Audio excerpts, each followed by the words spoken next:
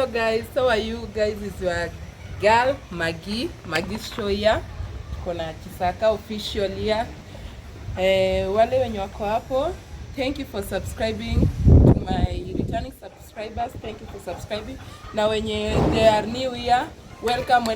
Tumewekea viti hapa. Iko tayari. Ama aje bro utajini. Saka utajini. Guys, mambo ni moto huku. Hii tabia ya lesbian ilitoka wapi? Hii tabia ya lesbian. Lesbian najua ilianzanga through unakosana na Udema anasema alipigwa heartbreak moja kali, akaamua mambo na mapenzi ya hivyo sasa unajua ndo Dema kwa lesbian. Lakini sasa mbona amepigwa heartbreak ile uchungu. Lakini sasa mbona adibu maisha ya msichana hiyo ndo shida. Lakini si kwa sababu wote walikuwa wanapendana. Grace maisha yake iliharibika wakati alienda Majuna akapata mimba. Sasa hapo ndio baada hatujajua kama huyu msichana alirepiwa ama ni uongo. But mimi nikijaribu kuangalia huyu msichana kwa macho, huyu msichana anadanganya. Hakuna mtu mwenye ni mrefu. Grace ametulia. Huyu msichana anatupima. Mimi naweza kuwa ukweli jua side moja, tuwezi nini side moja. Ingekuwa mwanaume anaweza shika simu, ingekuwa sawa. Juu obvious, niambie mama Mwindi akijua hiyo kesi iko iko hivyo. Na huyu baba najua baba si angekuwa shamtolea huko. Ni kama huyu msichana anatupima.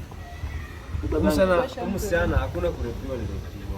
Na kama huyu baba venye Grace anasema alisema ati asitoe mimba. Huyu baba si angejua Grace hakuna. Na hata hivyo si angemweka bibi wa pili.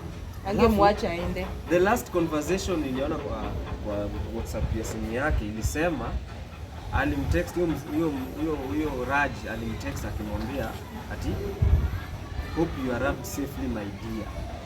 So which anajua amekuja Kenya. Hope you arrived safely my dear. I think there's something. Hapa kuna kitu msana anajaribu kuficha. Na tujui ni nini. Hii mambo ya kurepiwa. Ama I think you arrived safely. Hadi na kaenda alimbukia flight. Kama hii mambo ya kurepiwa hii I'm not sure. Mimi sijaisikia mtu ameenda Majua karepiwa. Wewe ushaisikia? Wanaweza iko. Mwindi. Iko. Maybe Africans. Maybe Africans. Mwindi. Iko but kuna venye sasa iko unajua niseme nimekuja kufanya kazi kwa nyumba yako na kwa majuu.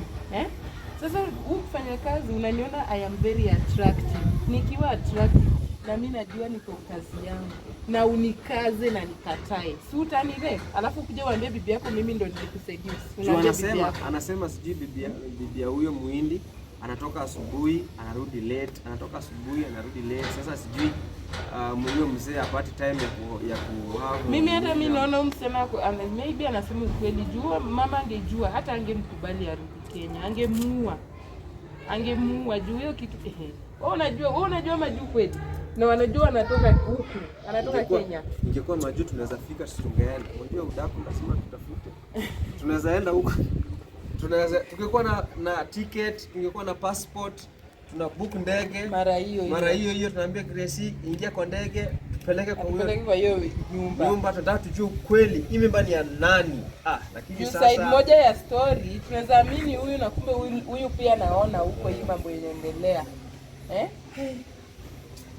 Ni nzuri hapo kwa wazazi, so shida ni hapo kwa babake. Umejua na shida ni wao msichana lesbian. Huyo lesbian wake. Juu obvious babaka akikuja, mamaka atamwambia kwamba huyu sana alirudi akiwa na mimba na kuna vijana ambao walikuwa na yeye, unaona? So babaka wakati atasikia ati kuna vijana walikuwa na yeye, so automatically lazima mtatafutwa. Hiyo naye lazima mtatafutwa. Drama yenyewe inaenda kwa hapa. So lakini usijali, you have evidence, ndio?